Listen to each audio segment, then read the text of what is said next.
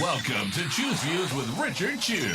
Get ready to dive into a world of insightful conversations and thought-provoking discussions. As progressives, our job is to have an all-inclusive, full-on assault with all of our players. A show that focuses on moving our political, social, economic, gender, and cultural conversation forward. And all of our players means all of our players. It's Choose Views. And now, here's your host, Richard Chew. Good Wednesday morning, political fighters, and welcome to the July 29th, 2026 edition of Choose Views. 773-763-9278 is the number. Find my show on Facebook Live, TuneIn Radio, and YouTube. Email me at richard@wcpt820.com.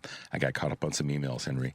Follow me on all the socials under Choose Views, and catch all of our shows by subscribing to our WCPT podcast on Apple Podcasts, Spotify, Amazon, and iHeartRadio. There you can get Choose Views, featured interviews, Joan Esposito, live, local, and progressive, the great Patty Vasquez, Driving It Home, It's the Democracy, Stupid with Edwin Eisendrath, Out Chicago, and our other great shows and interviews. And by all means, make sure in the evenings you are checking out the Politics Bar, the Matt McNeil Show, and the Gailey Show. So over at Heartland Signal, a couple of quick ones you guys want to check out. Minnesota, there we go. Move that over here. Minnesota Democratic Senate candidate Peggy Flanagan was asked if she would ever vote for more funding for the Iran war. She says there has to be a plan. Andy Craig says there's no circumstances where she would vote for more Iran war funding. So check out that the clip that we have there, talking to Peggy Flanagan and calling out both Peggy and Angie, calling each other out. So there you go. That's probably the best way of putting it. Giving them each a fair shot to talk about why they think they would be the better candidate for that Senate seat. As I said yesterday, Henry, talking about what's happening in Michigan with Dr. Said and Haley Stevens or Tallarico down. We just got to win seats. That's it. It's that simple. So make your way over to Heartland Signal. Check out what we've got there for you. And like and share, as we always say. On today's show, great interview with Anna Gomez, who's a commissioner of the Federal Communications Commission. She's the only Democratic commissioner of the commission. So you'll want to check out that segment that will come to you in the 6:30 hour. And then at 7 o'clock, our good friend Kurt Mullett will be hanging out with us for a bit. And he and I will probably yuck it up, and we'll throw out some fun stuff for you guys. And as always, Kurt's got some great things on his Substack. And then in the 7:30 hour, Colette De La Walla will be with us again. Looking forward to talking with Colette. She's the founder and CEO of Stand Up for Science, which leads me to a couple things that we're going to cover before we go, after we come back from the first break, regarding science and what this administration is doing. Today and tomorrow, we're going to really get into how this administration is leaning in hard to take away the power and the strength of some of our federal agencies and some of our federal programs. So we'll get to that today and again tomorrow on another topic that we're going to cover in Something to Chew On. Today's question of the day, and Kurt and I will probably talk a little bit about this as well, but with the 5-point lead that James Tallarico has opened up in the race in Texas. He opens up his biggest lead ever in Texas, the Texas Senate poll. But with this 5-point lead that James Tallarico has opened up in Texas, do you think his lead will grow? Will it stay the same, or will it drop off in the weeks to come? We're coming, we're starting to enter that, in 45 days from now, when we're getting into that push for the next 45 days or so to the actual midterm elections. So it's a time where we start to take or make assessments as to what's going to actually happen, how it will happen. So I'm curious what you guys think. With his 5-point lead, the 5-point lead that Tallarico has opened up, do you think it will grow? Will it stay the same, or will it drop off? So give us a call and let us know at 773-763-9278.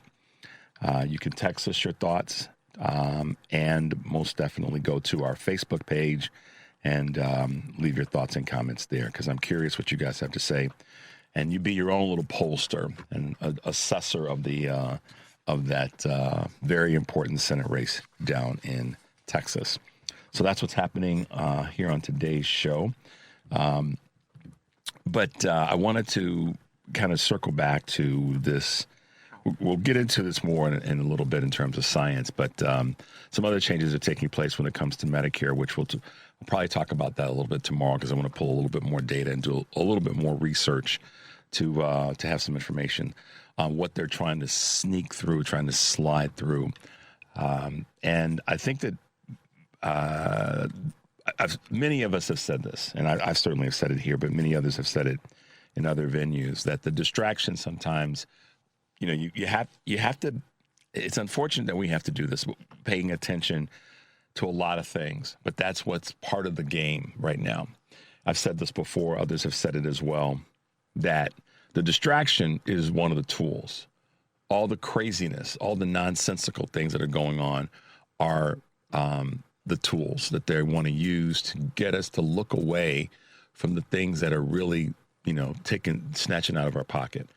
And what's going on with science, which I'm going to talk about in a little bit, what's going on with Medicare, those are things that we need to be paying attention to. And there's so many others. But I guess the real point I want to make here is distractions. Pay attention. Stay involved. Stay plugged in. I know that sometimes you got to, disconnect. We all have to do that. But stay ready for the fight. And I got to play this clip again, Henrietta, if you can pull it up.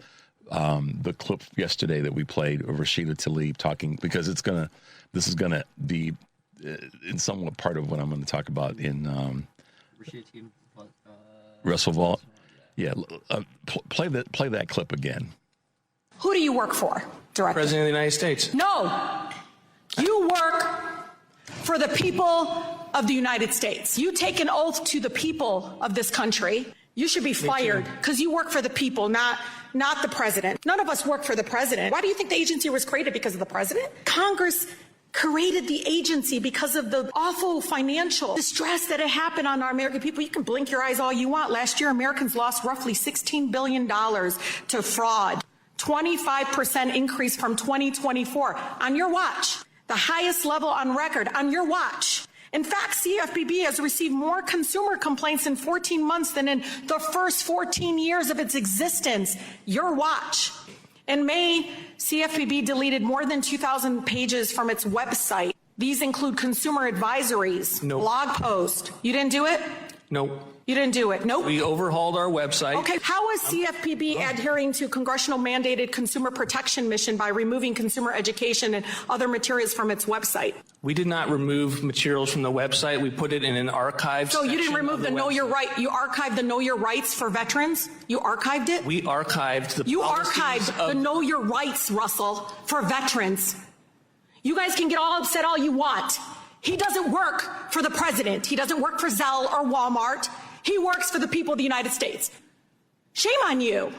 On your watch, complaints are up. You literally took money away from pockets of our residents. You can blink all you want. Your legacy will be the fact that people got hurt under your watch because you think you work for the president and not the people. So the reason I played that again is because I want us to pay attention. First of all, Democrats seem to keep bringing that kind of fire and heat to every single one of the hearings, Henry. But I wanted to play that again. It was on my mind earlier this morning because what's happening now is since Trump was given essentially a pass by the Supreme Court with regard to firing heads of agencies, and this will play into our piece, or our segment, I should say, in 6:30 with Ana Gomez, with the ability for him to, take the teeth out of the strength of the leadership at agencies and then appoint people who are essentially appointees rather than folks that are necessarily qualified for those roles. This is the kind of heat we need to bring to those appointees. We need to bring this kind of energy, and we need to be paying attention because Medicare and Medicaid are about to see some of the pain, unfortunately, of when it comes to prescription drugs. And I'm going to talk about this more in detail tomorrow. And then when we come back from the break, I'm going to talk a little bit about what's happening in the area of science and what's going to be hugely impactful to education, but also to our ability to navigate in the world when it comes to science. And these are both sort of the trickle down of Trump having the ability to fire agency heads and put in political appointees, but it also is going to have a direct impact on funding for areas where we need to have the best people on point to run the agencies. So we'll get into that in a little bit, but I wanted to play that clip again because Russell Vought is one of the people that's going to have his hand, quote unquote, on the till when it comes to the monies that go to the agencies, because he's the director of the Office of Management and Budget. So take a quick break, guys. 773-763-9278. You are listening to Choose Views on WCPT, AM 820 in Chicago, and WARR 1520 AM and 103.5 FM from Warren County, North Carolina, and AM 950, the progressive voice of Minnesota. I'm Richard Chu. We'll be right back.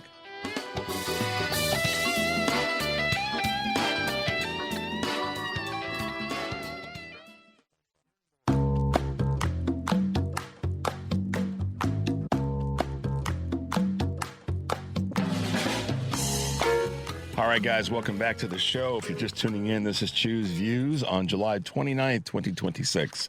Got a couple of quick Choose Views news items for you guys. UPS is lifting their full-year forecast as demands are driving their growth. UPS said yesterday that its first full-year annual review and profits as a shipping behemoth reported second quarter earnings results that surpassed their expectations. So they see that they're growing in the second quarter, or that they did see growth in the second quarter. The Atlanta-based company returned to growth on strong domestic demand, which is a good thing, following the completion of a plan to reduce the reliance on Amazon deliveries. Quote, when you grow, the stock should grow and follow, according to Carol Tomé, the CEO. The UPS is in the middle of a turnaround strategy that began early last year and also has been part of their ability to reduce their job cuts. Visa is laying off 7% of their staff in a renewed efficiency push. Ahead of their reporting third quarter earnings yesterday, Visa announced it's laying off 7% of its workforce, roughly 2,600 people. According to CEO Ryan McInerney, their push for greater efficiency is top of mind. Technology and product teams were also impacted and will be the most going forward. In a memo to staff, McInerney cited a need to focus on driving efficiency across the company in order to reinvest our highest potential opportunities abroad and in the U.S. Apple plots a smartphone home expansion starting this fall. What does that mean? Apple is planning to launch 3 new AI-powered devices as the phone maker seeks to compete with the likes of Amazon and Alphabet in the smart home space, according to Bloomberg, citing anonymous insiders. The items include a hub device designed around Apple's new Siri AI assistant and a new TV setup box and an upgraded HomePod Mini. They were all set to be released as soon as this fall, according to Bloomberg. Until now, Apple had not made much or had much luck in selling home products. And last but not least, the new Apple Klarna program lets customers lease iPhones. They announced yesterday a program through which customers can lease an iPhone for up to 2 years for a starting price of $17.99 a month. Dubbed Upgrade, the service is provided by Klarna, a fintech known for its buy now, pay later loans. The news comes just 1 month after Apple raised prices on its MacBook and iPad models, citing hikes in memory and storage costs driven by the AI boom. And then earlier this week, Monday, the iPhone maker took NVIDIA to reclaim the title of the world's most valuable publicly traded company. So there you go. A little bit of tech information for those who are into that on this July 29th, 2026. Today on Live, Local and Progressive, Joan Esposito will be talking to Aaron Kleinman, head of, Heartland Signals, senior political analyst and author of the Radio Free America newsletter. Jane Kirtley, professor of media ethics and law at the University of Minnesota and former executive director of the Reporters Committee for Freedom of the Press. Terry Savage, syndicated personal finance columnist and author. That's live, local, and progressive weekdays 2 to 5 here on WCPT AM 820. heartlandsignal.com, and tune in.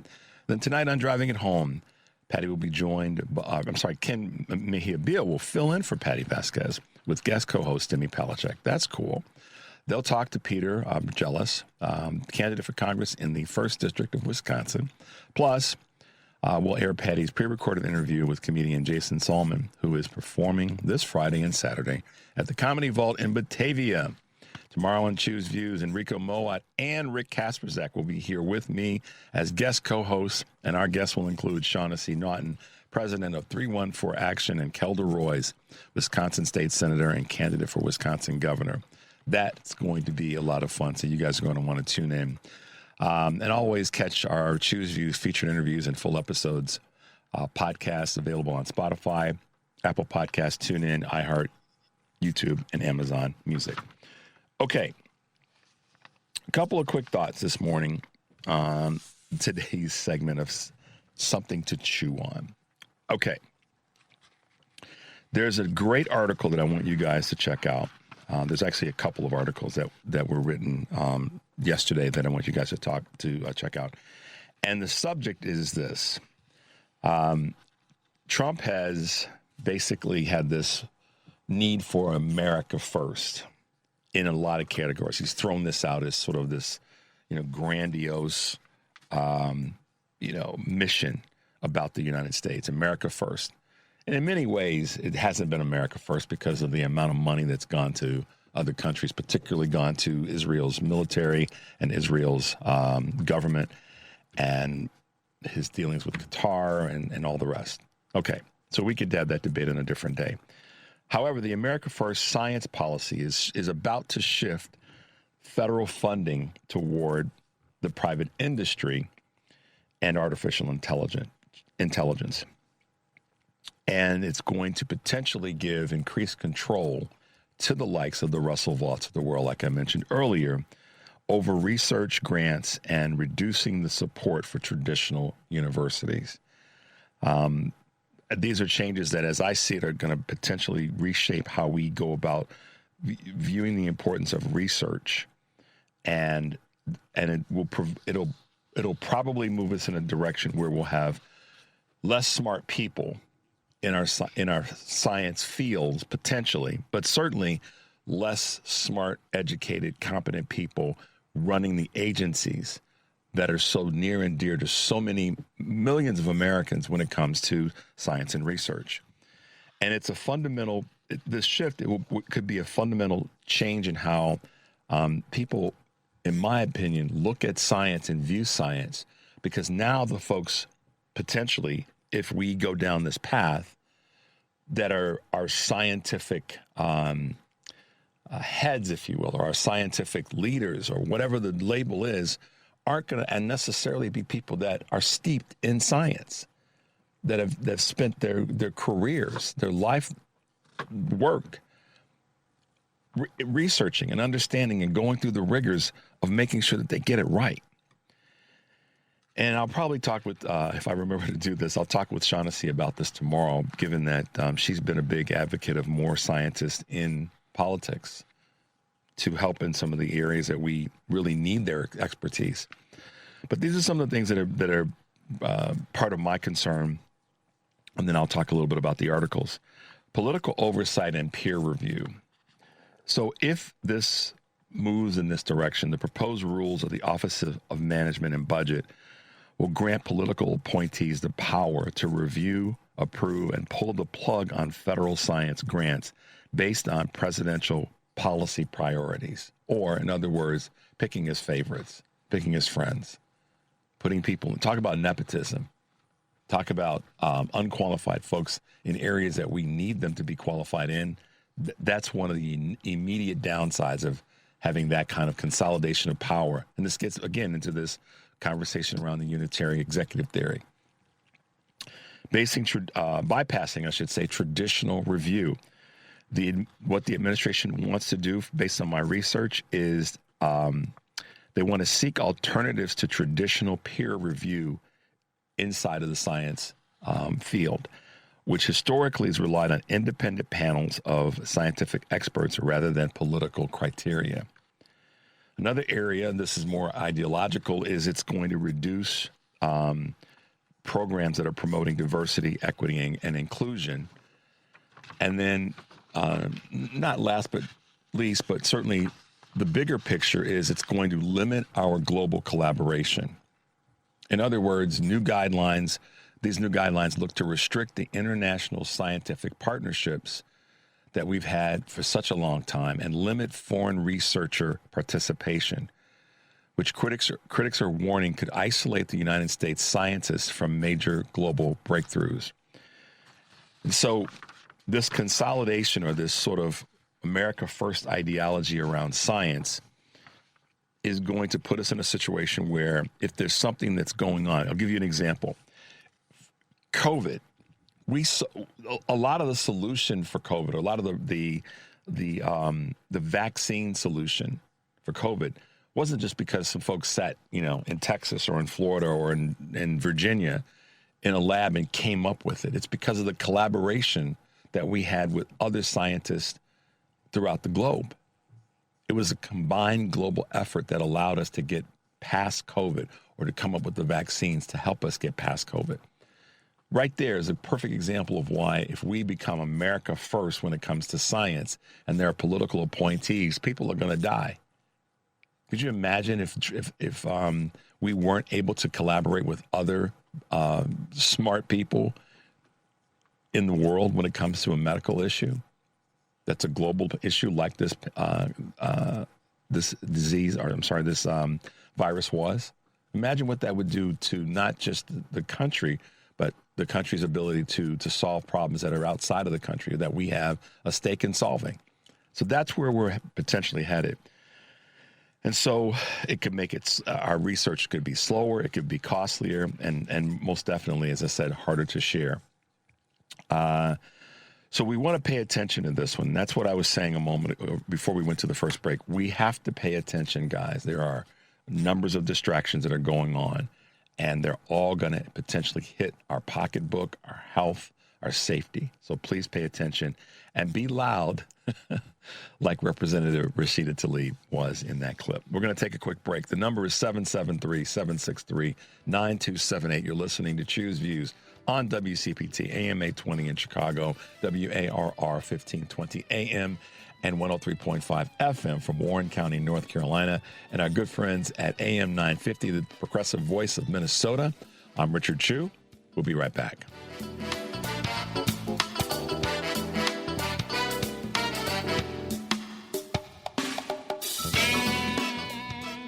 The Colonel is the king of chicken. That's why he's always had a beef with beef. But on Wednesdays, he's squashing the beef by frying it. KFC Country Fried Steak is here for only $4.99. Crispy golden outside, tender steak inside. Served with peppery gravy, mashed potatoes, coleslaw, and a biscuit. At last, the Colonel and beef buried the hatchet in gravy. Get the $4.99 Country Fried Steak Wednesdays for a limited time only at KFC. Prices and participation may vary while supplies last. Not available on third-party ordering platforms. Tax, tip, and fees extra. Behind every meal are the efforts of our farmers and farm workers, whose work feeds our families and powers our communities. For more than 30 years, AgSafe has supported this industry with the knowledge and resources needed to keep workers safe and thriving. We partner with agricultural employers to strengthen safety practices and provide hands-on training.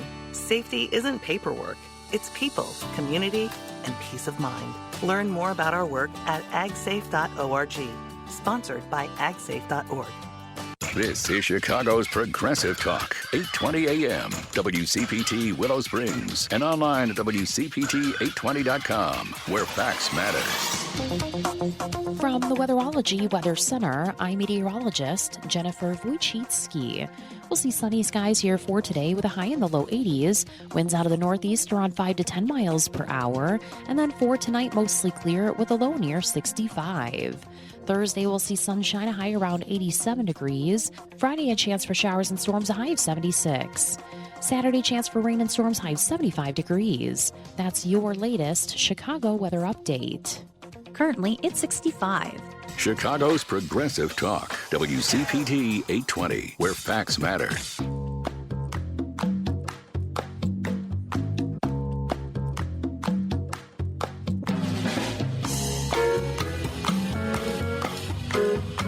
Well, welcome back to Choose Views. Thanks for being with us this morning. The FCC has been looked at from a lot of different angles recently, and one of those is how are they helping or hurting us? Well, one of the people that's doing her best to help us better understand the FCC and how it operates and where we need to go is Commissioner Ana Gomez, who's decided to hang out with us a little bit this morning. Good morning, Commissioner Gomez, and thanks for being on Choose Views. Good morning. It's great to be with you. Absolutely. Well, as I say oftentimes, when they just dive right in the deep end of the pool, talk about the evolution of your career. I mean, you have, when I say spread your arms and wrap your arms around it, you have had an amazing 30-year, if I've got that right, year in telecommunications, and certainly as a lawyer, an FCC insider. Tell us a little bit about what that journey has been about. Thank you for that question. I'd say 30 plus. Okay. Not to date myself. Dating ourselves is, at a certain point, I think dating ourselves is good because it says we've been through some stuff. So I'm sorry. Go ahead, ma'am. I'm sorry. That's okay. Yes, I've been through some stuff. Yes, I've been here in D.C. Working in telecommunications policy for over 30 years now. And I've worked both within government here at the FCC. I was a longtime staffer at the White House. I worked in the National Economic Council during the Clinton administration. In the Senate, I worked as a staffer as well. But I also worked in the Obama administration at the National Telecommunications and Information Administration. And most recently, I was at the State Department, where I represented the United States in negotiations before a telecom treaty before a United Nations agency. I also spent some time in the private sector at law firms as well as at Sprint Nextel. So long career in the communication space. And in that period of time, I mean, obviously you cracked the ceiling, as it were, both as a woman and as when it comes to Latina leadership in that space. I mean, talk a little bit about that over 2 decades of work and over 3 decades of work. But you've definitely you put some cracks in that ceiling. Talk about what that's meant to you and then those who followed you.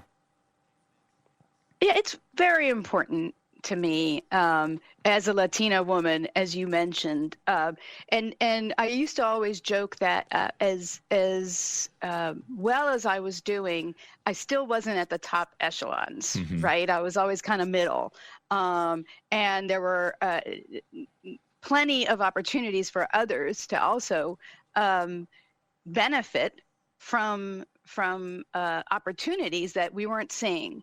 But part of that for me was also trying to help others to also achieve leadership positions where their voices might be heard. And that's always been important to me. So for me, diversity, equity, and inclusion has been something I'm passionate about.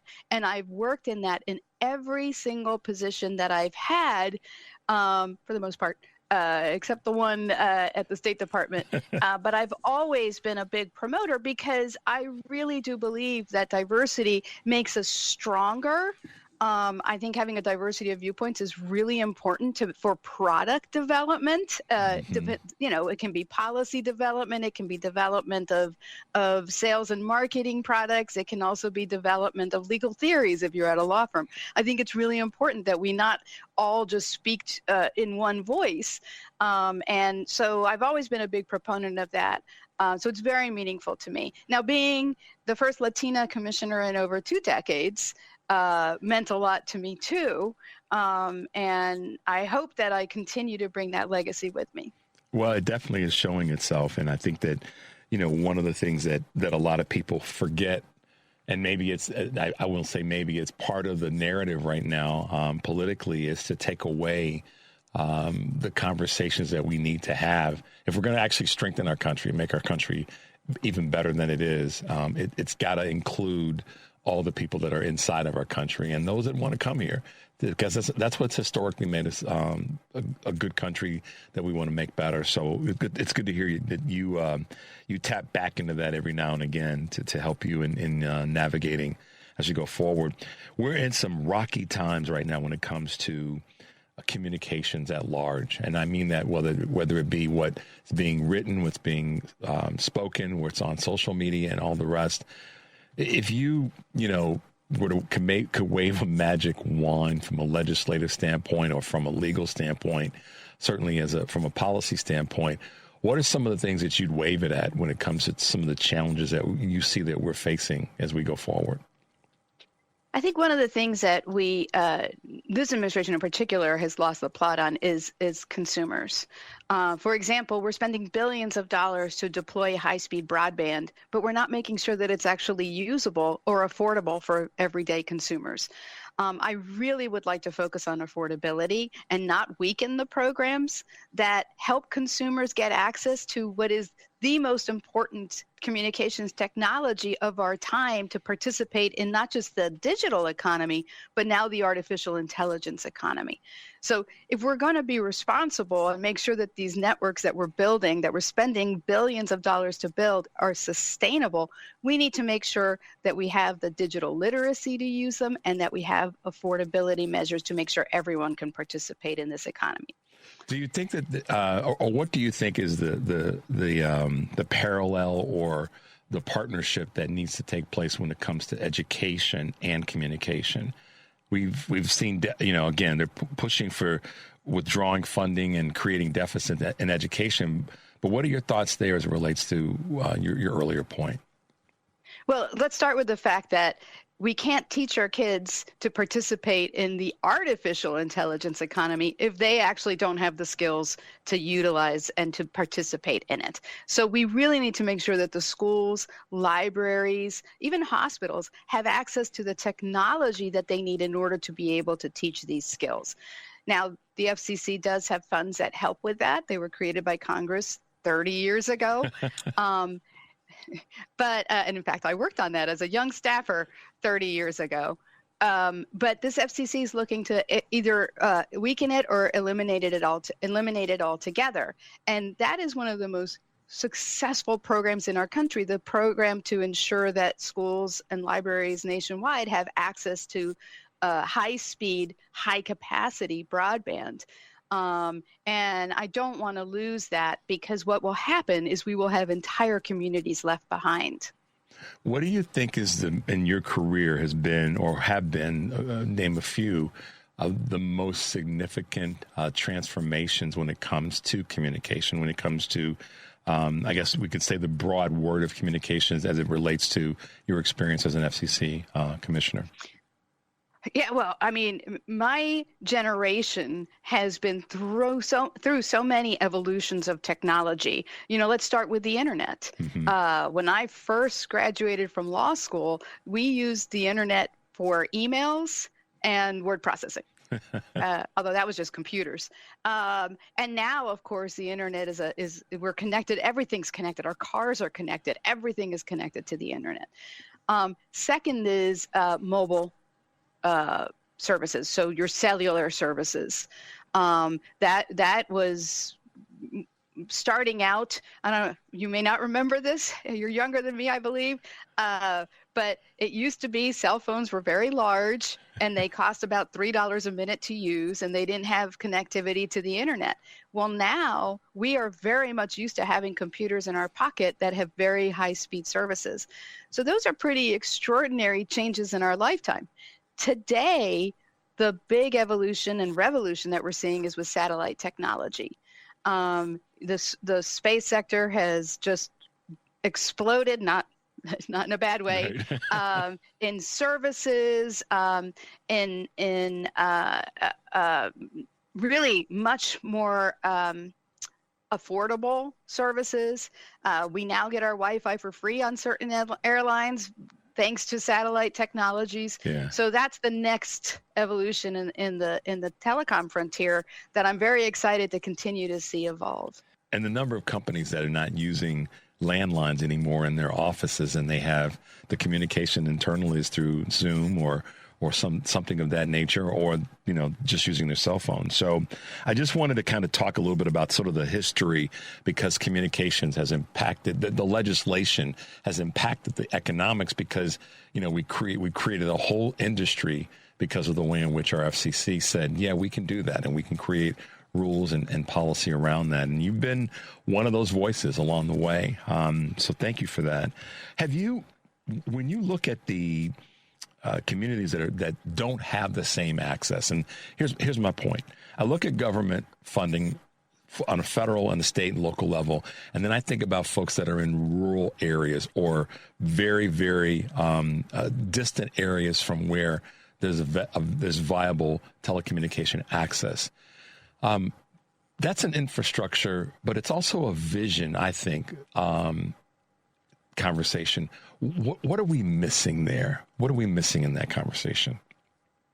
Well, I mean, I would go back to, we are spending billions and billions of dollars to get access to them, and we're using all technologies. There's fiber, which is probably the best technology there is because of its high capacity, low latency, but there's also fixed wireless, which is a good second, especially in terrain that is just impossible to build in, and there's satellite. But if we don't focus on making it affordable for those very same populations, which tend to also have cost sensitivity, then they're not going to be able to benefit from it, and that's a real problem. Are those are the folks that would fall into the what's it called, the affordability connectivity program? Or am I in the right direction there? Do I have talk a little bit about that? Yes.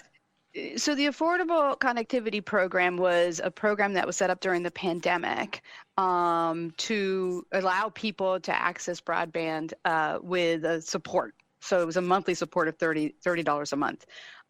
Hugely successful program. 23 million households nationwide signed up for it. Sadly, that program ran out of funding. And we had to close it, shut it down. So that's 23 million households that lost their funding. We have a program that has been in existence since the 90s, and it's called the Lifeline program. It's not as good of a program. It's only $9.25 a month. Mm-hmm. And it's, you know, there's a lot of barriers to signing up for it. So I keep hoping that Congress, which is looking at reforming our entire system for these types of supports, will create another affordable connectivity program funded out of our traditional programs here at the FCC, because that would make it sustainable so that, you know, households don't get whiplash from programs ending and then starting again. So I would really like to see that happen. I would also like to see the FCC increase the support amount, because $9.25 a month is just so very little. It's just not gonna move the needle for a lot of people, but it's still very important, and we need to make sure that it continues. And this is, I hate to use bipartisan necessarily, but this is an issue that should be viewed as nonpartisan. But and you look at geography, and many of the rural citizens / voters happen to be ones that are in red districts from a national and a state level. So you would think that all of our leaders, top down and left and right, would say, yeah, we need to make sure that we invest and reinvest in those types of programs, because the more people have access to those, it creates better access from a healthcare standpoint and all the rest. That is correct. And in fact, the working group in Congress that's looking at reforming this entire system is bipartisan, bicameral. You're right. This is not a blue-red issue, because this benefits everyone in all over the country. In fact, I like to point out that when the Affordable Connectivity Program lapsed, it was then Senator J.D. Vance that co-sponsored a bill to actually reignite it and refund it. So it is definitely a bipartisan issue. Without a doubt. We're going to take a quick break. The number is 773-763-9278. You're listening to Choose Views on WCPT, AM 820 in Chicago, and WARR 1520 AM, and 103.5 FM from Warren County, North Carolina, and our good friends at AM 950, the progressive voice of Minnesota. I am talking with Ana Gomez. We'll be right back.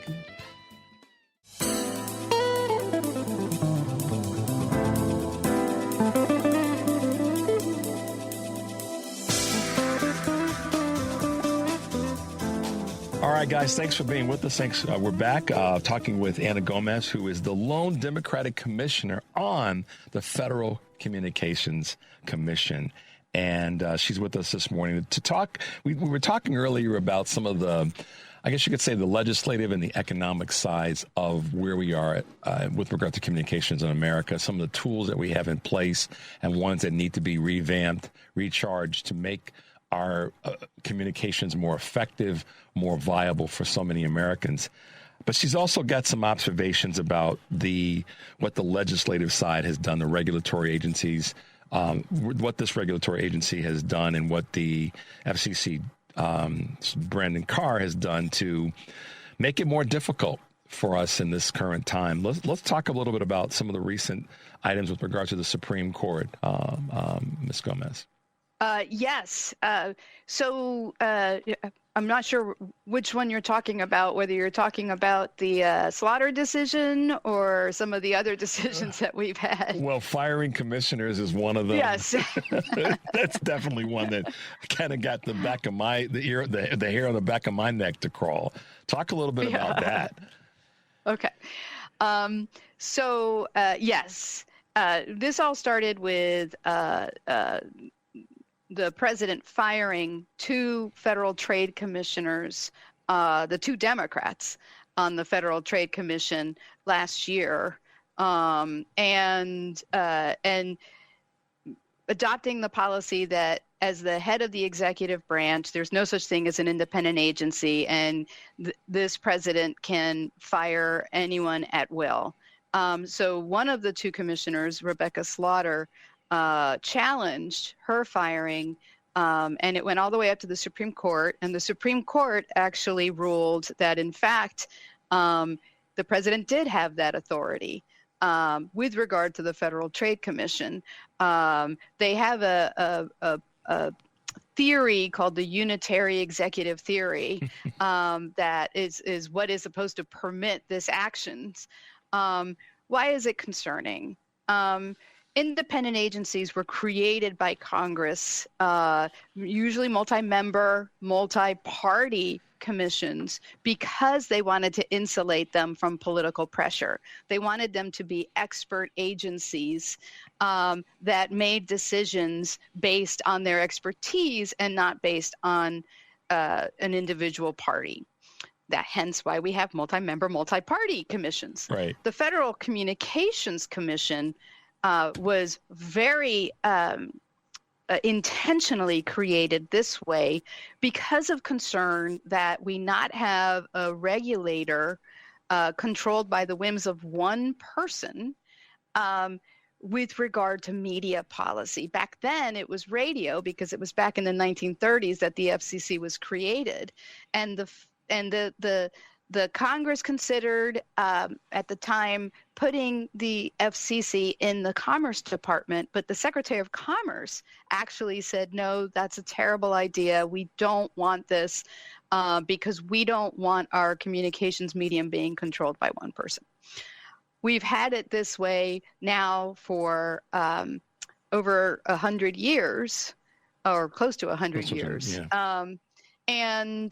And the reasons today are very clear why it is so important. We have an administration that is using the Federal Communications Commission to censor and control speech and to punish any criticism and any speech that it does not like. That is exactly the danger that Congress considered back when it created the FCC and why it made us a multi-member, multi-party commission. One thing I think is important to talk about is the Supreme Court made it clear it was only ruling with regard to the Federal Trade Commission, that it did not apply to other agencies. Now, does that mean that I don't think this administration will use it as an excuse to fire other Democrats or anyone else that may dissent with it? No, of course it will. And we'll see where that goes. But that same day, the Supreme Court also, in a separate ruling, ruled that the Reserve Board was different. Yes, it's an independent agency, but because of its history and its importance to the economy, it found that, in fact, the president couldn't just fire folks at will. And there's still more to come on that, I'm sure. But I would argue that the Federal Communications Commission is different as well because of its importance to democracy and its importance with regard to the First Amendment. So I hope as we continue to talk about this, we continue to make that distinction so that we don't just accept that the Supreme Court's decision in the Federal Trade Commission applies to everybody. Because the concern that you have, I know, as a citizen, but as a long time server of the country, and then as a lawyer, is that it's going to stunt conversation. It's going to stunt discourse. It's going to stunt criticizing the government when it needs to be criticized, irrespective of party, left, right, or in the middle. This is not a partisan. Criticizing the government is not a partisan-only issue where and so this is, to me, that's the slippery slope of the FTC. And then what's next, to your point? And then when we look at how this being backfilled by folks that are part of Project 2025 and their goal, I agree with you. This is what's the next shoe to drop. Talk a little bit about this as it relates to silencing government critics. I mean, you heard what Marco Rubio said, Stephen Miller, and Markwayne Mullin said about anybody essentially that criticizes what this government's doing or this administration's doing is, a target of ours. Yeah, I mean, let's start with the fact that the First Amendment prohibits government interference in free speech, whether it's the freedom to speak or the freedom to access information of your choice, the freedom of the press. So all of these actions that this administration is taking to try to chill speech are, in fact, unconstitutional and a violation of the First Amendment. And you're right. Not only is there a concern about chilling speech, but it is actually happening. When this administration began its attack on the First Amendment, I started a First Amendment tour where I traveled all over the country. I'm still doing it, talking to local communities, local broadcasters, and everywhere I go, I hear the same fear. What am I allowed to say? Because I'm afraid I'm going to get dragged before the FCC. Not only am I hearing that, and my response when I hear that is always, it is not for me to tell you. Your First Amendment right is to make editorial decisions on your own and to report on them without fear or favor from this administration. But I've also had specific examples of people whose contracts were not renewed or were actually removed because of fear that this particular reporter, for example, had criticized the administration, and that station said, we don't want to be targets of this administration. We saw in was it San Francisco? KCBS, which was a station that was reporting on ICE activities. The administration complained, the FCC initiated an investigation, and the anchor got demoted because of reporting factual information that was actually already publicly available. So we are seeing the chilling effect in real time, and that is really problematic. At the same time, I am happy to report that we are starting to see pushback. Not just by newspapers who have had enough and are defending themselves against the multiple assaults from this administration and are winning. Every time someone challenges this administration, every time they win because they have the law and the Constitution on their side. But we're also seeing, for example, Disney, which owns the ABC stations, which this FCC is now investigating and threatening, pushing back. And I'm very happy to see that, because it is only when these corporations stand up for the First Amendment and stand up for their rights that we are going to be able to protect what is a foundational part of our democracy. That is so well stated, and I'm good to hear. I mean, it's good to hear that you've got the data that says that entities are standing up and pushing back, because the winds are on the wind, as in the wind that blows, as well as the win versus loss. They're on our side. And that's in and of itself not being communicated enough, to talk about communication, that we have more wins than they do in this conversation about First Amendment rights and speech. You know, it's been great talking with you. We have to have you back again, but we're running out of time this morning. We'd love to have you back. Ana Gomez is the lone Democratic commissioner on the Federal Communications Commission, and we so appreciate your history and all the work that you've done. And we look forward to having you back on Choose Views. Does that sound okay? Sounds good. Thank you. Thanks for being with us this morning. Bye now. Bye now.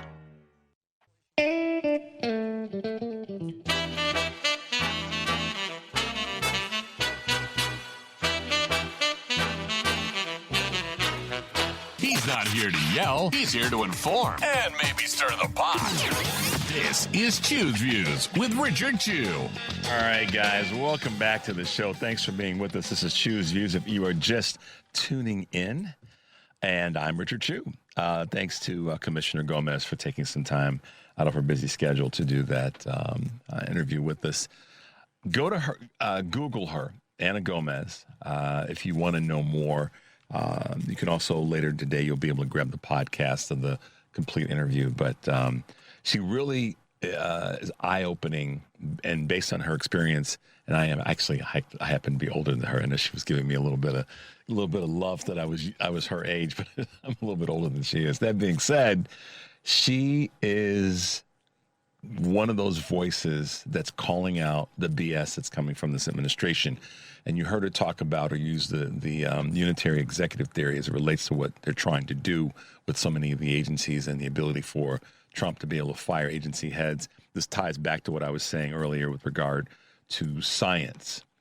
Tomorrow we'll talk a little bit about Medicare and Medicaid and some new findings that are coming about. But that being said, it's Wednesday morning, and I have to welcome our good friend, Kurt Mullett from Hoosier Blue 63. Good morning, Kurt. Welcome back to the show. Hey, good morning, Richard. How are you? Thanks I'm good. for having me once again. Yeah, man, I'm doing good. My eyes are a little dry this morning. I don't know why that is, but that being said, I'm doing great. And I am happy to be hanging out with you for a little bit.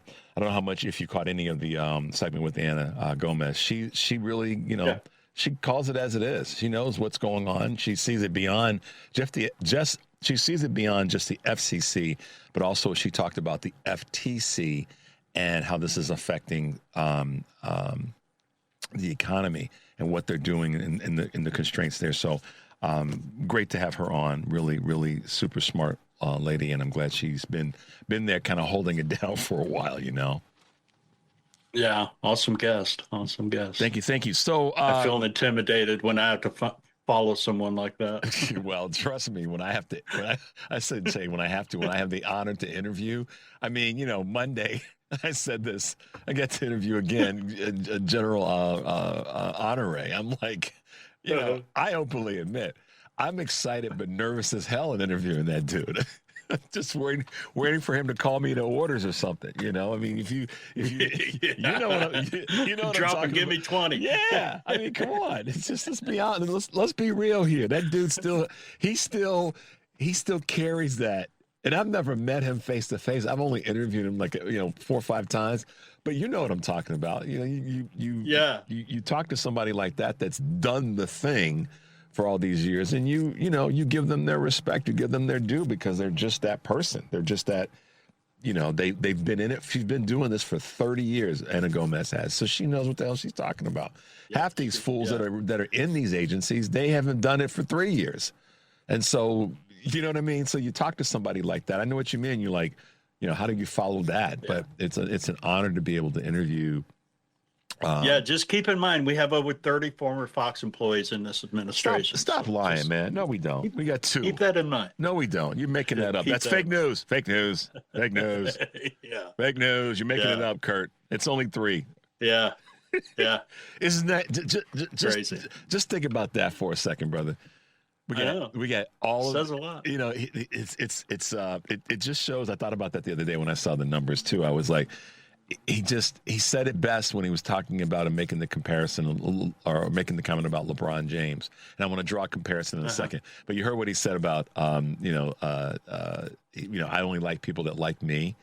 Okay, like me, right? Yeah. So there's an interesting way I look at that phonetically and word wise. I only like people that like me, and also he didn't say this, but this is the underbelly. I only like people like me. Do you get it? Yeah, that's what he said. He said I only like people that like me, but the underbelly is, guys, he only likes people that are like him or that are like me. Yeah. So I wish I was in that room. I would have raised my head and said, "So you don't like Melania then?" Woo! Wow, wow. You would have been escorted out, but I would have been. Oh there. yeah. But me and Eric would have been there too, and we would have been like, "Hold on." Yeah. Kurt, I got to tell you, I had so much fun on Sunday. I got a chance to be on the family, hang out with the folks on the family meeting, and to celebrate pre-celebrate Eric's 60th birthday, and we had a ton of fun. It was a bunch of laughs, and you would have been beat red if you had been with us on the air that Sunday afternoon, because it was rip-roariously funny. But it was good to hang out with them. So going back to this thing about Trump for a minute. I want to say this, and then we'll get into some other things. The comparison that we get to make, all this is going on with the WNBA, and we had the All-Star game here this weekend and this past weekend and all that. And the differences between people. Trump denigrates LeBron James, saying he's probably a racist, right? With all that's happening with the, going to the Philadelphia 76ers. Etc. Obama recognizes that Caitlin Clark's been catching hell for whatever reason, and then she's not necessarily, become on her own, desire to become a political or wrapped up in the political conversation and sports and race and all that. But it's kind of happened. What does he do when he walks up to her? He greets her, makes a point of greeting her and saying, "Don't lose the joy." Knowing that she's catching hell for whatever reason. Some of it's made up because the corporate media needs to have an antagonistic thing going on to keep their narrative up. That's just kind of how the corporate media is working right now. But what does Obama do? President Obama, he walks in and greets her and all the other women that are there, but he says to her, "Make sure you don't lose the joy." What a cool thing to do, right? Right. Versus the knucklehead in the White House who's like, "Yeah, LeBron's probably a racist." He's probably right. Yeah. Yeah, that's the difference in personalities and who the men are as far as their character. So MAGA, you can't get that stink. You can't get that stink off of you with the best of chemical baths. No. You all are immersed in it. It's going to be in your pores for a long time. And you made the decision. Yeah, the only way it's going to go away is when there's dirt thrown on top of it. So. And I don't even know if it's going to go away then. Nothing's going to grow above him. Right. Well, okay, there you go. The grass will be dead. Tainted soil. Can't grow anything there. Oh man. So Kurt, let me ask you this question, and it may not really even matter if we give a darn to talk about it right now, but what do you think of I've been talking about the two big races in Michigan with the Senate race there, which we have to win. We have to beat Mike Rogers. That's just, at the end of the day, that's what's got to happen. People are going to lean toward Dr. Saeed. Some are going to lean toward Stevens. Ultimately, we have to win that seat. So we don't need to pick sides on that. Same thing down in Texas. Many people wanted Representative Crockett. She didn't win the primary. Tallarico's the person. It just came out that he's got a 5-point lead. And I asked a question earlier. What are people's thoughts around that? What are your thoughts around Tallarico's 5-point lead? Is it real? Do you think it's sustainable? Up, down? Where do you land on that? Or do you even care? I do care. I mean, there's so many it's just really hard to put your finger on that. If you remember, Hillary had a 16-point lead, I think it was at one point in time, had a huge lead. I think that momentum can be built from it, but I also feel like that's just going to get really nasty down there before it's all said and done. And I think it's going to come from both sides. Paxton is a horrible individual. I mean, his history is just riddled with controversy and just, the decisions he's made and some of the things that he's done in his lifetime. But we've seen that doesn't matter to people who support this movement in this country. They only have one agenda, and that is to, own the libs. And so they will put aside anything that is negative or criminal or, they that will do harm to themselves, that they will ignore it. I mean, we see it day after day. So, but yeah, I think once Jasmine was gone from that race, that we need to, even though it may be tough for some people, we need to get behind Tallarico, because we need that. We need that position. We have to knock guys like Paxton out of this thing. They just can't have a voice in government anymore. It's just horrible. We're not facing an election here in Indiana, but we've got the same kind of situation with our state leadership. So it's just, so whether it's going to grow or not, I don't know. We'll it's remain to be seen. So I thought that a lot of, and to your point about the dirt that's thrown already, what's creeped up is they're now trying to say that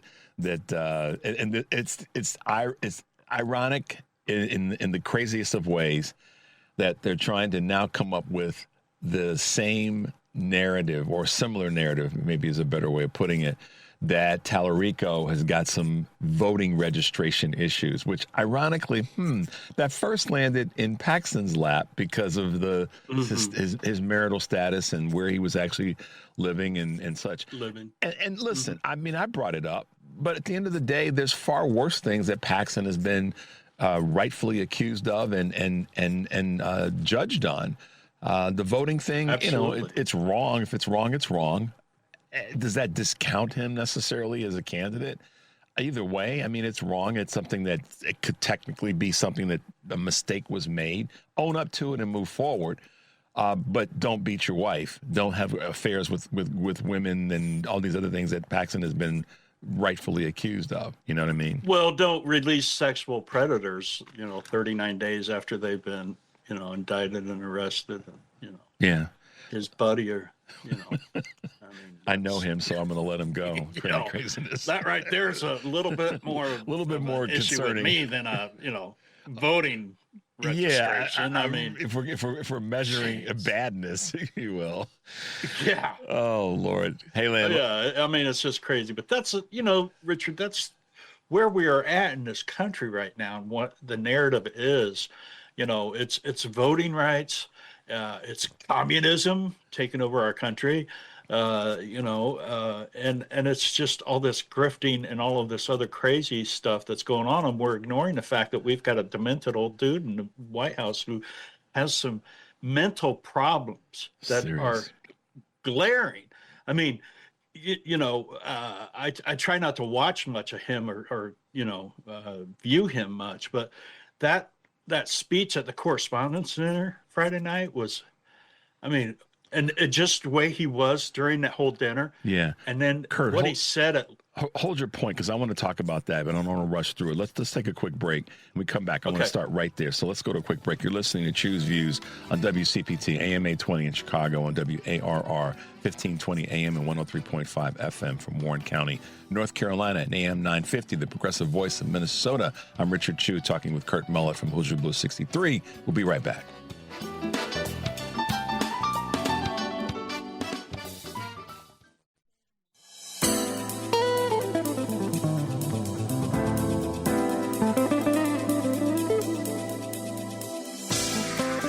All right, guys, welcome back to the show. To take a quick break, hanging with our good friend Kurt Muller from Hoosier Blue 63. Yeah, Kurt, correspondence dinner. Go for it, because I got a couple others I want to throw at you in terms of speeches.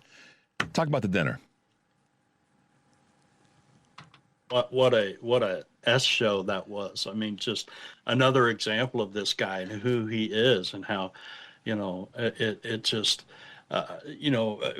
people say, he's not what, he's not racist. He's not, this guy is, that's who he is. That's, I mean, he just, I struggle with words, Richard, because it's been so long with this dude in front of us. I mean, how do you describe this guy? What's the new word that we can come up with to describe his awfulness? And again, this is something that we cannot turn our heads away from, and we have to talk about.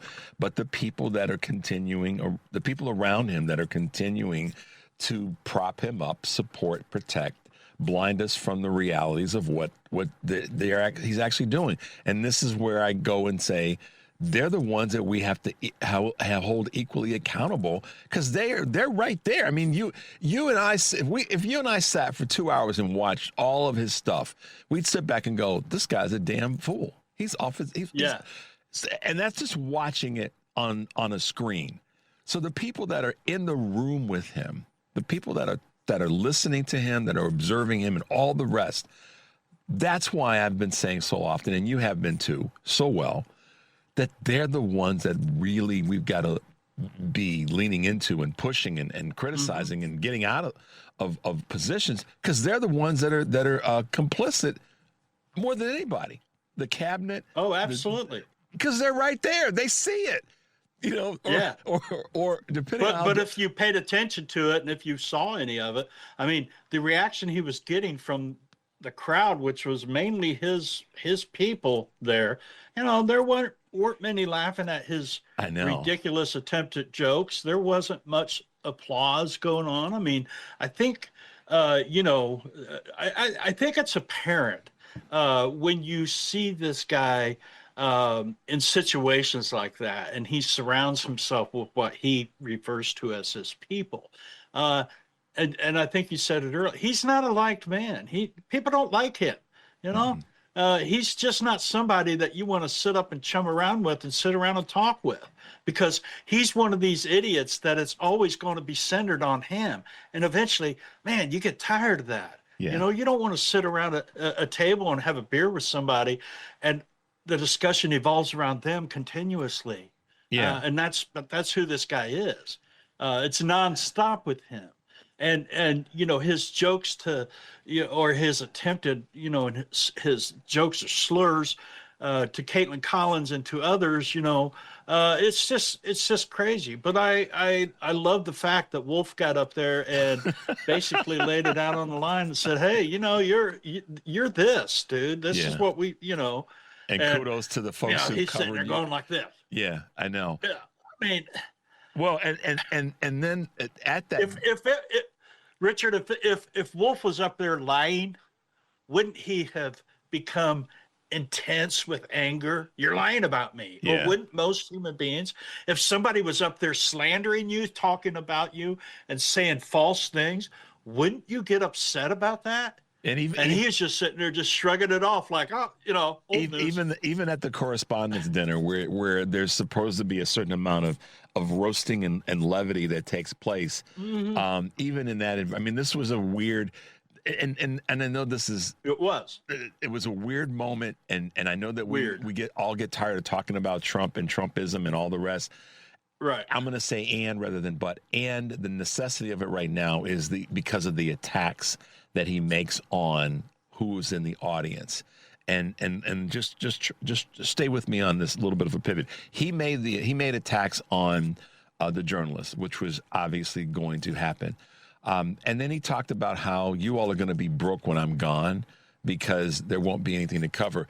Part of what he said there, I didn't really disagree with.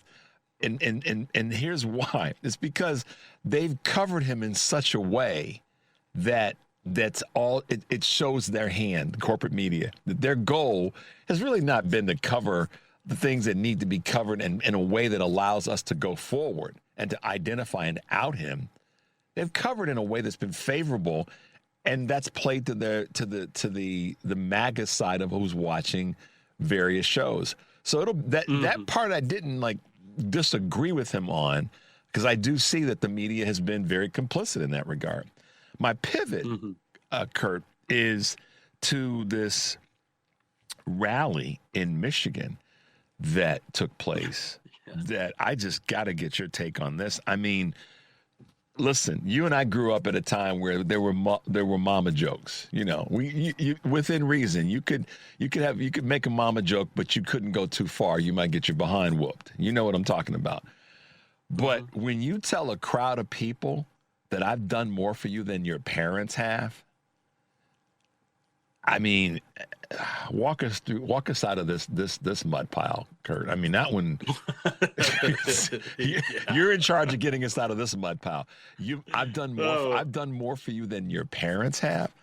Yeah. Look, there's some words I can't say on the air, but you know where I'm headed. So walk us out of the mud on this one as we wrap up, man. Yeah. You know, how can I walk us out of that mud? I mean, that just you know, maybe that's his experience. Maybe he didn't get much from his parents, and so that's what he is projecting onto the crowd, because when he grew up, he was given everything, you know, as far as money and wealth and all of this thing and the name and all that, but he never received any substance from his parents. Maybe that's what he's talking about. I don't think this guy can connect people that way, though, because he's not connected that way. He's not someone that has you know, depth and emotion and or any empathy or, you know, sympathy or love or respect for anyone. He just doesn't. That's who he is. He's been that way his entire life.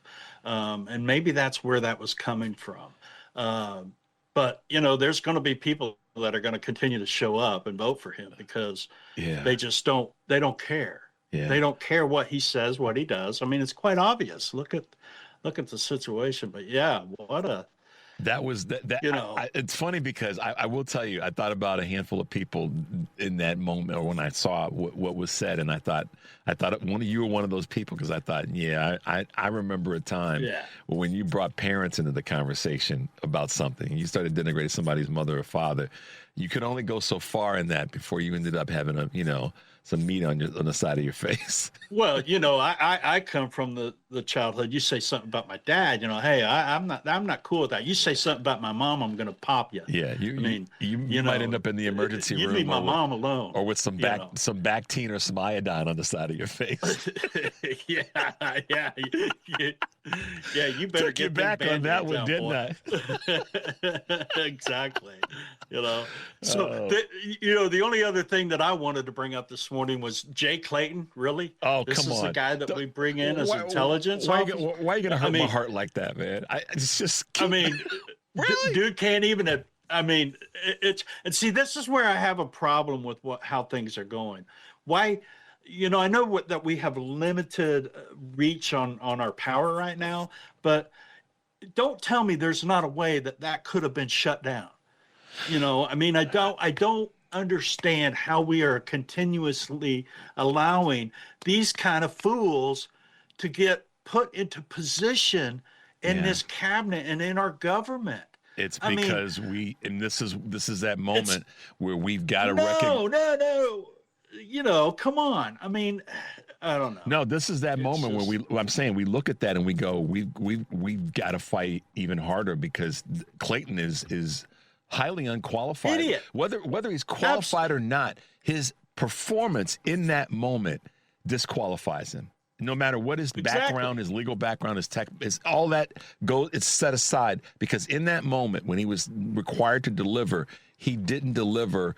He delivered to an audience of one, but not to the real folks that need to be need to approve that. So, I hear you on that. We need to make mental notes on all of these things. Come back on these people. We cannot forget them. Yeah, and come back and get on these people.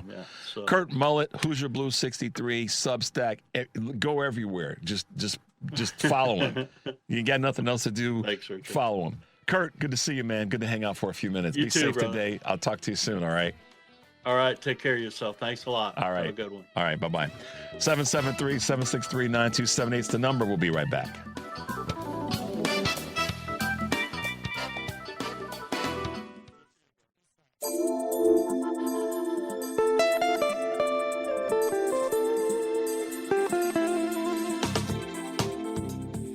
All right, guys, welcome back to the show. If you're just tuning in, this is Choose Views, and I'm Richard Chu. Thanks to our good friend Kurt Mullett from Hoosier Blue 63. Go check out all of his work. Dr. Colette Delawala is, I'm going to say, an emerging voice in an area. I'm going to get her in some trouble real quick. Stand up for science. Oh, no. But I'm going to get her in some trouble. You do the driving, and I'll kidnap him. I mean this politically. Nobody get their undies in a bundle. Russell Vought. Because dude is messing up some stuff. Can we start there, Doc? Yeah, I think that's a great place to start. It's so good to see you again You too. and to hear from you. Thanks so much for having me on. Oh, God, Russell Vought.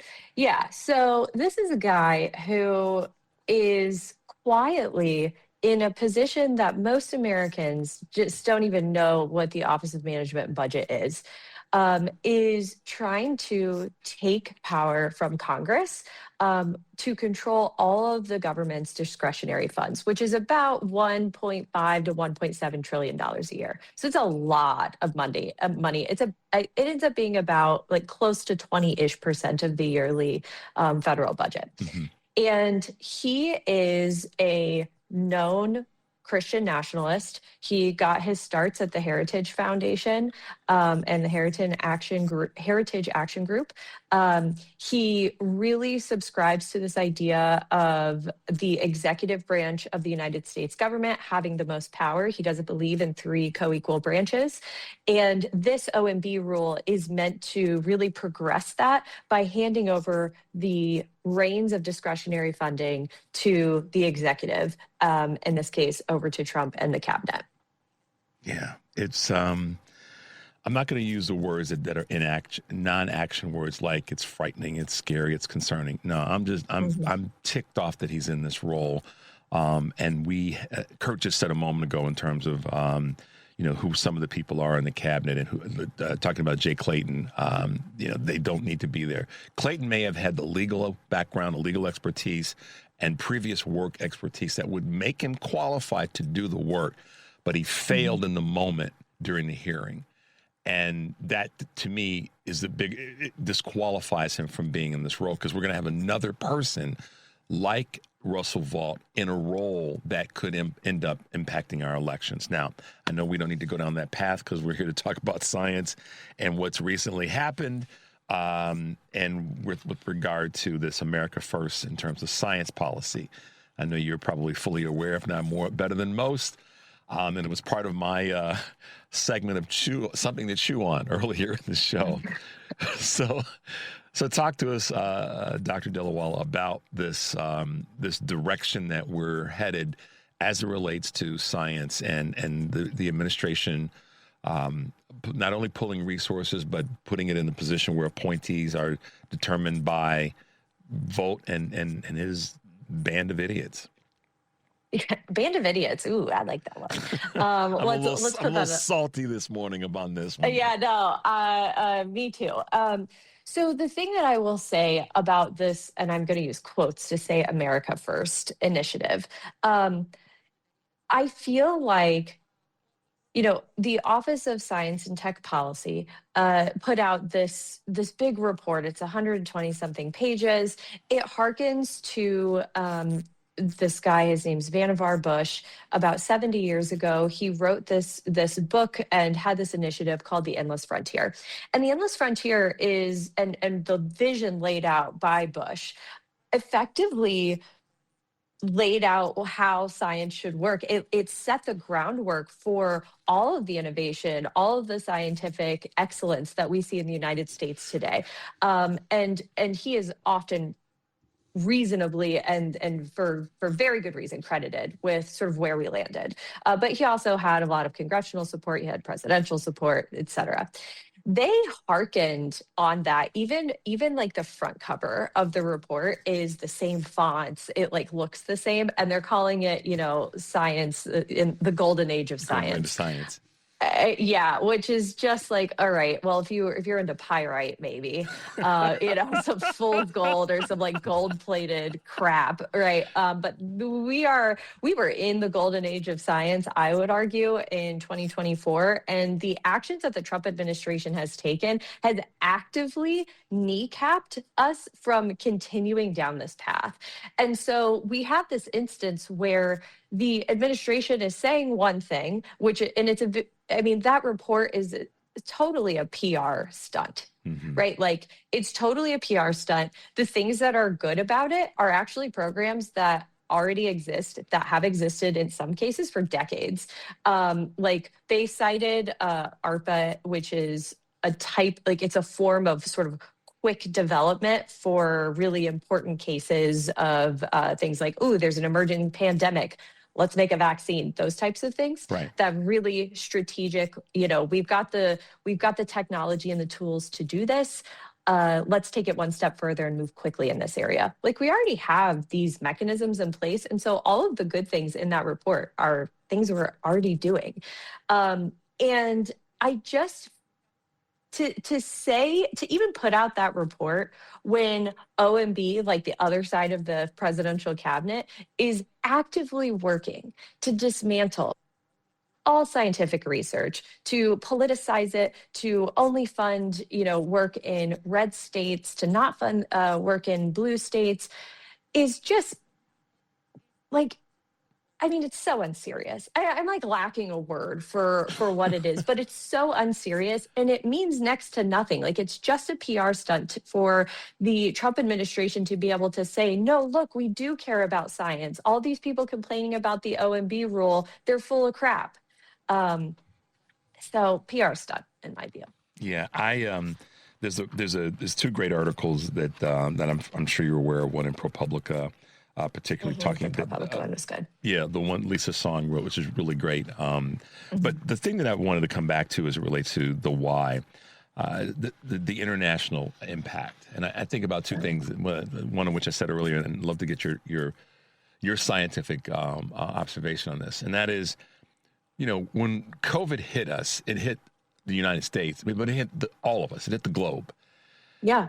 And so there weren't just scientists in Texas and California and Maine and wherever in the United States that came up with the idea and the remedies as it relates to the vaccines. That was a global initiative. And as are so many solutions to medical issues that we have, and to be able to, and to be in a situation where we're going to be pulled away, or we're pulling ourselves, not we aren't, but this administration is pulling us away from the ability to have access to that kind of expertise. That, to me, it's not concerning. It ticks me off, because if you think about it like this, and this is maybe how I think about it, Dr. Dhaliwal, there are people in red states whose lives were saved because we came up with a vaccine, even though they begrudgingly may have taken it, but their lives were saved. And there's probably someone somewhere else on the planet outside of the United States that was part of that solution. But we're pulling ourselves away from that kind of brilliance and medical and scientific technology. Yeah, it's insane to think, cancer knows the difference between the United States and Mexico, right? Like, that's really what we're saying here, right? That cancer knows about borders, that physics knows about borders, that weather knows about borders. It's just so stupid. Like, it's really what it boils down to. Dr. Dhaliwal, doesn't this one trip you out? So the countries that Trump wants to say are the ones that we should have people coming from to the United States, the quote unquote, the white countries. Think about this for a second. Even though there's brilliance that comes from those countries, they got medical issues too.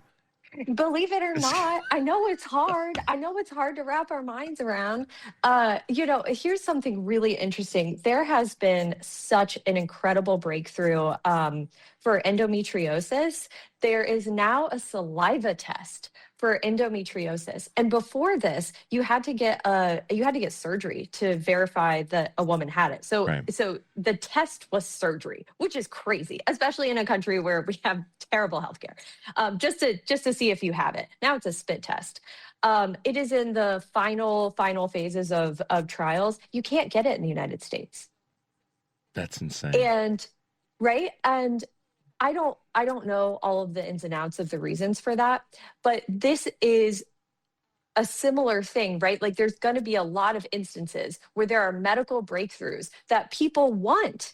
People want these breakthroughs. Women want to be able to be diagnosed with endometriosis without undergoing surgery. It doesn't matter where you live, that we will not have access to. That's right.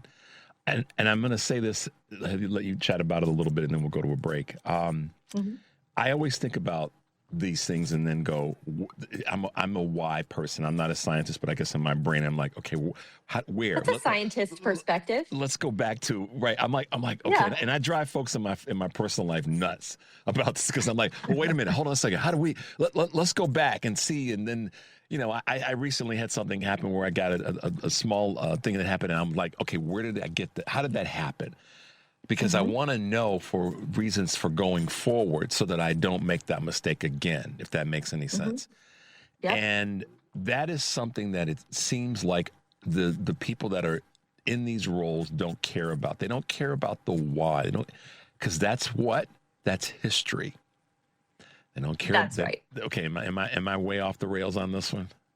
No, I don't think you're way off the rails, because the thing is that when you start asking questions about why does one group in the United States experience greater consequences because of alcohol use compared to another group, then you start getting into social determinants of health. Right? Why are Black women dying at a higher rate during childbirth as compared to their white counterparts? Like, that is a social determinant of health. And if you really care about the why, you're not just going to find, oh, well, this group is genetically inferior compared to that group. That's not what we're finding. What we are finding is the societal construct of things such as racism have health impacts. The air around, the air that you breathe every day has a health impact, right? So I think that the issue is that when you start to get to the why, their arguments that support their ideology begin to fall apart. Yep. That's right. Right? It begins to fall apart that, oh, well, this group is superior to that group, or men are superior to women. Things fall apart. Or there are only two biological sexes and there's nothing in between. When you start to look under the hood of that, it falls apart. Like, there's evidence. And it falls apart real fast too. Let's take a quick break, Doc. We're gonna. You're listening to Choose Views on WCPT AM 820 in Chicago and WARR 1520 AM and 103.5 FM from Warren County, North Carolina, and our good friends at AM 950, the Progressive Voice of Minnesota. I'm Richard Chu. We're talking with Dr. Colette Dillawala of Stand Up Y'all for Science. I put y'all in there, but Stand Up for Science. We'll be right back.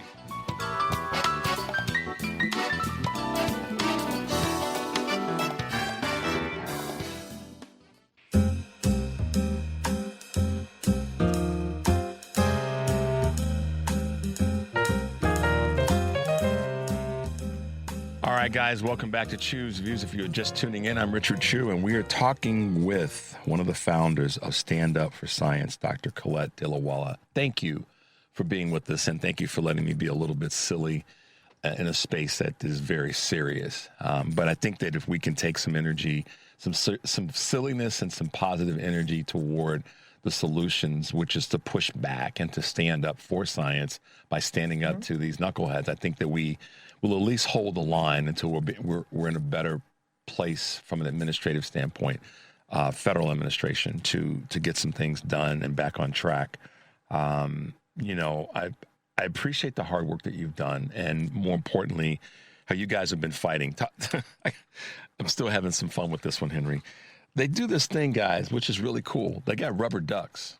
Talk to us about the rubber ducks in Congress, Dr. Dillawala. Okay, so I really believe that in a moment where everything is so heavy, Like, it's so heavy, right? Every day we're bombarded with just really serious, awful things.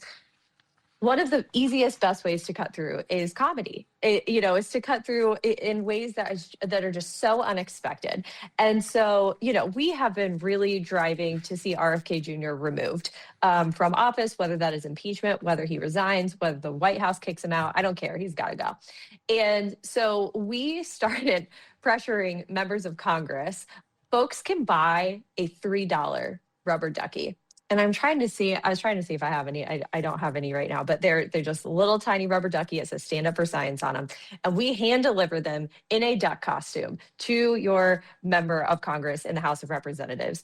We have had over 7,000 duck deliveries. And we're not graceful about it. We've got a couple videos on YouTube of doing this, and it's just hysterical. I mean, we don't bring them in boxes. We count them out, we carry them in, and then we kind of just plop them down. And people, the poor interns, honestly, it's the interns. They're like, what do we do about this? And it's like, this is a message from your constituents. They want you to get rid of the quack. Right? That's the get rid of the quack, get rid of RFK Jr. And it really, I think it cuts through and it brings a level of all of these people are just so stupid. It's just so freaking stupid. Yep. And it's like, if you're going to be stupid, if you're not going to believe in germ theory, then we're going to make fun of you. Yep. It's low hanging fruit. And it is, and it's shameful that we have people in these roles where they're just not qualified. And maybe they at some point were, going back to Clayton, just not qualified in the moment. Right now, you're not qualified. You disqualified yourself during your hearing, and certainly RFK, you're right. He's got to go. I mean, go do something else, dude. Go work on some, highly funded, right-wing project that you can think tank. Right. Go dive in the deep end of a think tank, and maybe you'll bump your head on the, on something and wake up. But, again, I'm with you in this. Impeach and remove RFK. Maha is a threat to public health, without a doubt. Let's talk about it. Is, and we're living it. We're living the threat. Yeah. I mean, we are living it real time. And I was just reminded that Fauci is going to be, Dr. Fauci, no disrespect, Dr. Fauci is going to be testifying in Congress again this week. What are your thoughts about that, and where do you see this going? I mean, I think that it is such a it's such a witch hunt, right? It's so not with the times. We have an active cyclospora outbreak right now that is running rampant through the country, the entirety of the country. And to be spending time on a hearing with Dr. Fauci when actually we should be doing a hearing with the executives from Taylor Farms. Right? We should be doing a hearing with folks who are, making the next vaccines for flu or pick a thing, right? The idea that we would focus on this when there's a screwworm problem for the first time in decades. To focus on this, it's so unserious. You do not care about making America healthy if you're spending more time questioning Dr. Fauci over prior things that happened when he is retired from public service versus the actual public servants whose job it is to keep our food safe, who are not doing their job, period. Not even a question. Send tweet. Oh, man. Doc, where do the states, in your observation, you and your team's observation, what are the opportunities for the states? We already know that they have been standing there with their arms open, kind of catching all the hell as it rolls downhill from this administration when it comes to science, when it comes to medical, when it comes to technology. What are you guys doing or trying to do to help the states be a little bit more stouted up and able to navigate these crazy waters? Sure. I will say that, Illinois, actually you guys are doing a pretty good job. Pritzker is taking public health really seriously. I think diving as deep as state resources allow into super basic public health principles on social media, on, basic press releases and talking to news networks. These kinds of things really, really matter in a moment like this when we cannot depend on high quality evidence-based information from the federal government. It is the state's job to really step in. Of course, states that have, surplus funds, which there's, 5, can and should be doing what they can to sort of augment in the meantime some of these grants that have been canceled, providing a bit of a backstop to some of the public health monitoring systems that have been sort of swept to the side by the CDC. That is anything that can be done as a backstop. I will say I'm very hopeful. I believe that the damage that is currently being done to the broader scientific ecosystem in the United States is exceptional. It is disastrous. And I believe that America can move fast and build things quickly. And, we've done a lot of that. And there's no reason why we can't rebuild our scientific ecosystem, including our public health systems, in a way that actually works better for everybody in the United States. This is maybe an opinion as much as it is anything. We were talking earlier about before we went to the break, about what's happened when it comes to how many people are just not prepared and they're not aware, and how they'd rather rely on, a Russell Volt mindset to guide us during this time.